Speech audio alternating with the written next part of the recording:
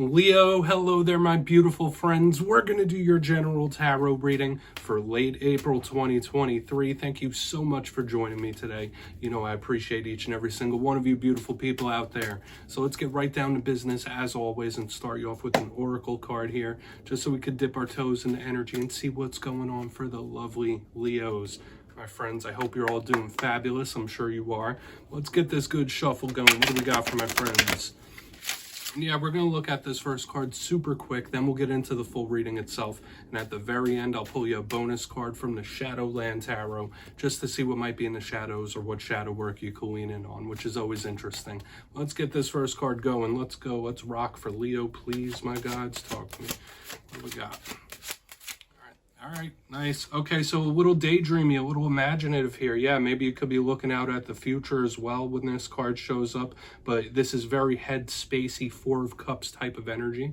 So if not you, that could be somebody else. But before we fully dive into that, if you're new here, I'll be speaking about the April subscriber surprise towards the end, so you might want to check that out. Also, if you could kindly illuminate that like button by tapping it right on its third eye, you know, I'd greatly appreciate it. But enough of the promo, into the reading. Have a look at this card. So we see there's these two little ballerina clown girls here. One is walking this tightrope. The other one is laying down on the floor, taking a little snooze, a little nap, a little rest. So when I see this, obviously I think that this one is either dreaming, daydreaming, sleep dreaming, about doing that. So this is a card of the future to me, or future thoughts, future projection. You might have your eyes to the horizon, like, okay, what next? Where am I headed? What am I going to do? There's a lot of future focused thought here. But once again, this is a very head spacey type of energy when I see this up front. So if not you, maybe somebody else is like caught in the mind, caught in the head, thinking quite a bit. This could also be a sign that somebody has you on their mind as well, if not you having somebody else. So it's all very personal about like what you're going through, but there's a lot of mental energy here. Okay, if it is future focus, I would say that's a very good thing, about thinking about where you want to go, goals, ambitions, achievements. So that could be a good energy. Let's get into tarot. I always say with that first card, it doesn't make or break the reading. It's just a little footnote. But yeah, I'm going to get you 3 of these in the upright before we get the intuitive juiciness flowing. Let's shuffle it up one time here for you, Leo. Let's see what we got for my friends, please. My gods, talk to me. So, last week's reading was titled A Massive Change. And I will say this, throughout all the fire signs last week, there was this big karmic cycle, change-based type of energy for each and every single one. So in the Leo collective, you might be going through a lot of big life changes or big life events in this time. If you haven't, Spirit could be telling you like, hey, buckle up. There could be a lot of things shifting around in this time, because life is about perpetual change, right? But this felt a little stronger than normal. So we're going to see what we have for you this week, my friends.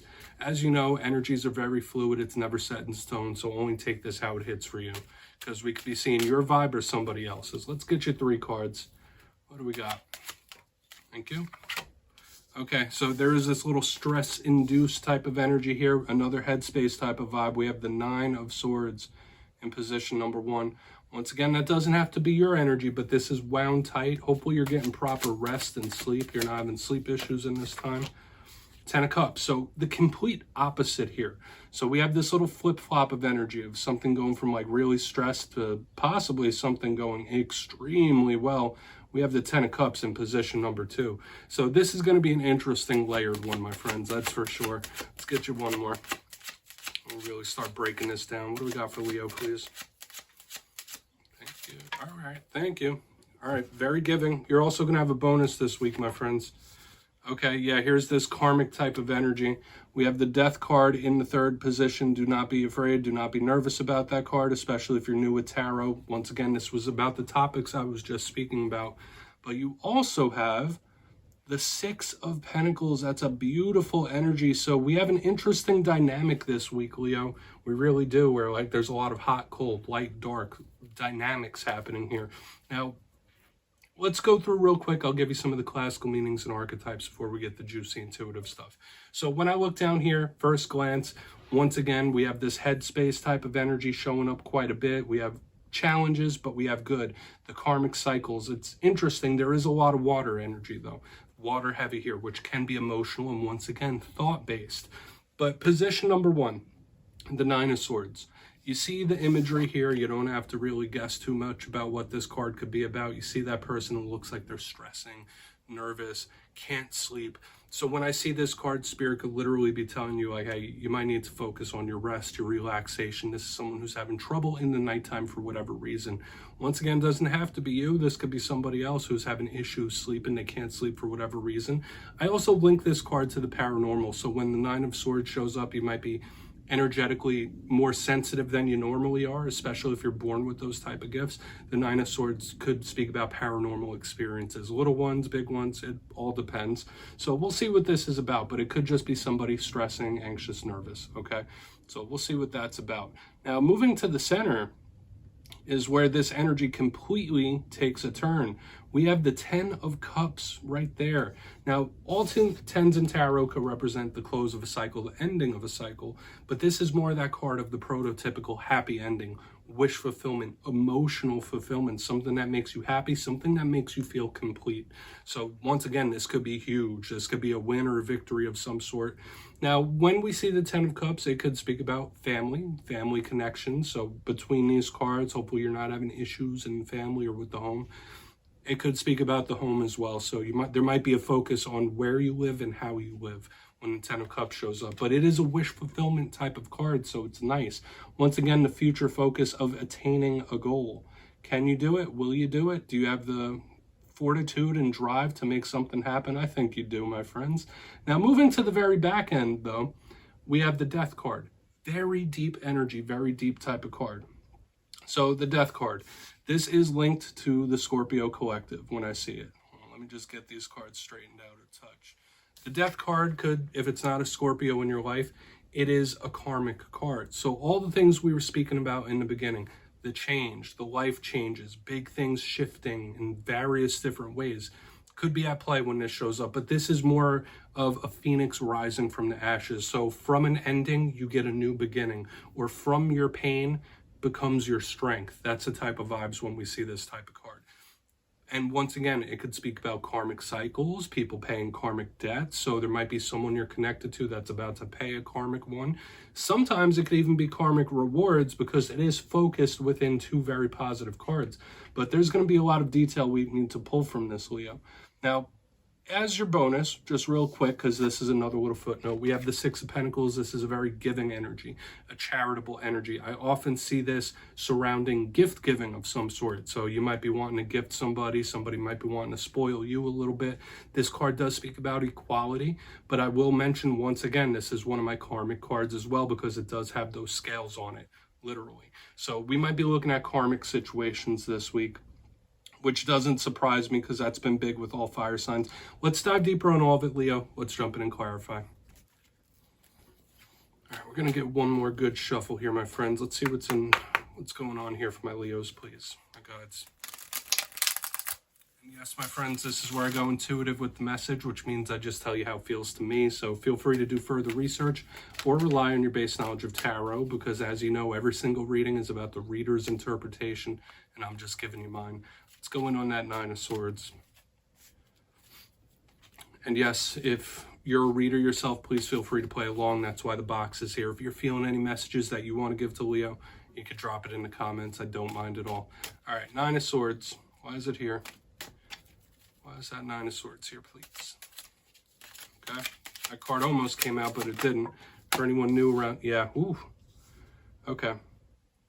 All right, this to me does feel like somebody like really trying to plan themselves out of like a serious problem or serious issue, and they feel like they're going up against the wall. Like this is somebody having a big issue with problem solving here. And once again, we still have that stress-induced, anxiety-induced type of energy here. We have the Queen of Swords in the upright underneath the Nine of Swords. So we have a double down of this airy type of energy. When I see the Queen of Swords, she is straightforward, shrewd. She's a planner, a strategist. So under a card like the Nine of Swords, if you don't have an air sign that's stressing out big time, when we see her, we think of somebody who's trying to make a plan, trying to figure something out, take the right steps, do this, do that. Very stern as well, okay? For a very small portion of you, this could be somebody who's like grieving over a loss of some sort as well. I'd feel like I need to give that. Normally I would catch that with like the 10 of Swords, but I do possibly feel that as well. So there's like 3 separate different messages here. But there might be certain issues, problems, situations, big ones that someone is having a very difficult time trying to figure out or work through, work around when we have this alignment. So let's keep pushing. Maybe we'll, see a possible resolution here. We'll talk more about that during the recap. I know I gave several different messages there. Just take what hits. Why is that 10 of Cups here? Thank you. Okay, so it's not going to last forever. Like I was saying, like the issue, the problem, whatever it might be, the stress, it's going to get better. All right, so if you are in the depths right now, if you are going through it, the 6 of Swords under the 10 of Cups does speak about moving forward, coming out of the choppy waters into the calm. So it's an interesting energetic sweep we have going on here because we have this tension right here in the beginning. Then we have this progress moving towards happiness with the karma on the back end. So this could be really nice. For a lot of you, this could be big improvements. Okay, but I do feel like I need to tell you, if you are going through the issue situations, you feel like you don't see the way out, you don't see the solution, you can't figure out the problem, there is an answer to every problem. There is an answer to every situation and issue in this life, okay? And sometimes it feels like there isn't, but there is, okay? And that's what this middle is telling us here. Like, things will get better. Things will improve. You will move forward. So I want to see how good it gets when we get to the end here, but I do feel like you really might need to focus and harness on where you're going and what you want to do. Being goal-oriented could be big here as well. Let's see what's up with that Death card. Because once again, the center is a card of wins and victories and improvement. So we have this interesting dynamic happening here between these two. So this could be 2 people in different modes, where one is feeling better, one's feeling happier, the other one is like stressed out the wazoo. But let's see what's up with the Death card. And we'll do our recap for the Shadow. Okay, 5 of Pentacles reverse. Okay. Yeah, something that might hurt, might sting for a while. Like, this could represent some pain here, but it will get better. And I feel like I need to keep saying that. Like, things will improve. Things will get better. It's not going to last forever.